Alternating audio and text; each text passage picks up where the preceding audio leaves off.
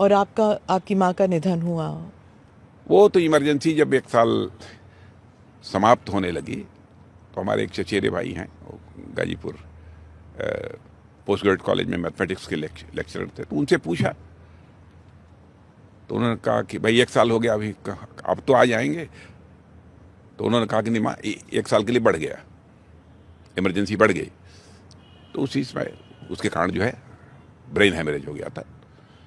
तो 27 दिन हॉस्पिटल में रही, डेथ हो गई। लेकिन मैं आ नहीं सका उसमें, मेरी आप रिहाई नहीं हुई, मुझे पेरोल भी नहीं दिया गया। क्रियाकर्म के लिए ना आपको ना, फिर बिल्कुल पेरोल नहीं दिया गया। मैंने अपना बाल वगैरह जो भी सिर का बनवाना था सब जेल में ही बनवाया था। क्रियाकर्म के लिए भी नहीं आपको नहीं नहीं भेजा? नहीं, वो लोग हम लोगों के ऊपर तानाशाही का आरोप लगाते हैं।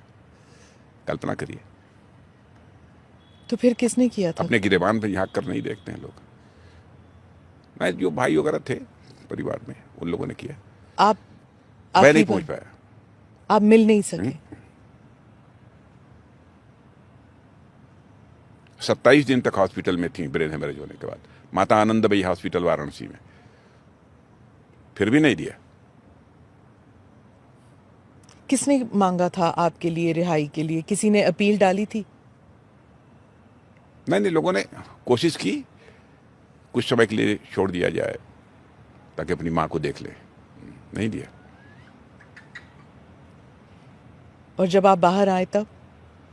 नहीं, कुछ समय के बाद एक बार बीच में लगभग माँ की डेथ के कई महीने के बाद, शायद 14-15 दिन का किसी मुद्दे पर कोई पेरोल मिला था मुझे।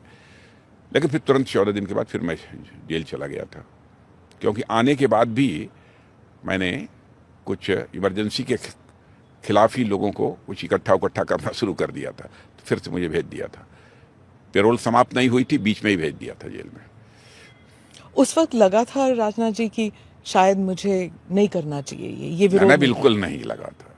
करना चाहिए हमको। किसी भी हद तक इमरजेंसी के खिलाफ जाने का जज्बा था अपने अंदर। हताशा निराशा मेरे अंदर कभी नहीं पैदा हुई है,